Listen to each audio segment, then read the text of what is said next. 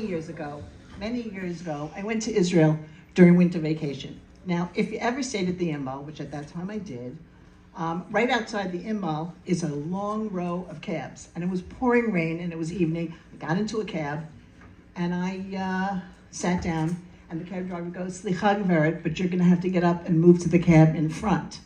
You know, we have policy here and I'm the second cab, you have to get into the first cab." Anyway, I said, "Can you do me a favor?" He said, "No, I can't, because that's what we do here." I go into the first cab and I sit down and all I want is quiet and heat. And the cab driver, of course, is a cab driver. He says, "So, me'ef what?" I said, "Me New York." He said, "What do you do there?" I said, "I teach." He goes, 40 years ago, one of my teachers left for New York, and I wonder if you know him." Now I'm already really laughing. He says he got engaged. He was tall, he was handsome, he was our favorite teacher, and he got engaged to an Isha Ktana, and they moved to New York. And his name was Amnon Haramati. Do you know him? Now I can't really speak because I've been teaching with them for over 20 years.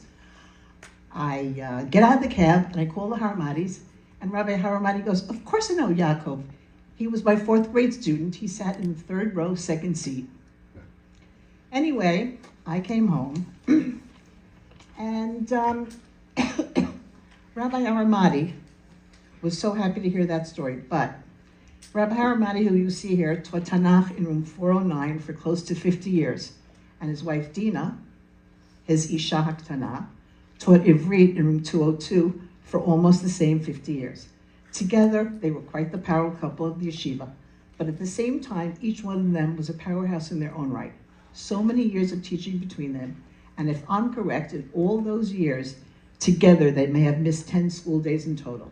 And when they retired, the yeshiva created an award in their honor to give to one senior each year. That's called the Rabbi Amnon and Dinah Haramati Award for Ahavat Yisrael. It is presented to students who possess within them the values Ahavat Yisrael, Torat Yisrael, Am Yisrael, and Ahavat Haaretz. Yesterday, Mrs. Dinah Haramati passed away. For many of you whose parents went to school here, or even your grandparents, they knew Mrs. Haramati, all 4 feet 10 inches of her, and what she stood for. Mrs. Haramati not only chaired the Hebrew department, and what everyone will tell you who had her as a teacher, you never, ever, ever spoke to her in English or to Rabbi Haramati. Not in class, not in the hallway, not in the street, not ever. Ms. Haramati believed in her mission, which was to teach Ivrit B'Ivrit, the language, the literature, and through that, to teach Ahavat Yisrael. She loved what she did, she loved her students, she had a passion for the Hebrew language, for Hebrew literature, for Tanakh, for Hebrew culture, and for Medinat Yisrael. Both she and her husband, Rabbi Haramati, were legends in our school, and a major part of the Yeshiva Flatbush history.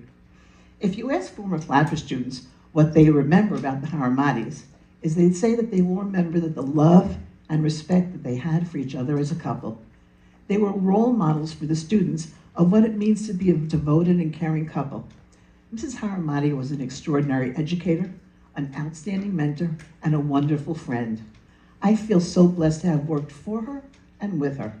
She inspired hundreds, if not thousands, of students through the years, and from many of the tributes that have already been posted about her impact on her students, she continues to do so.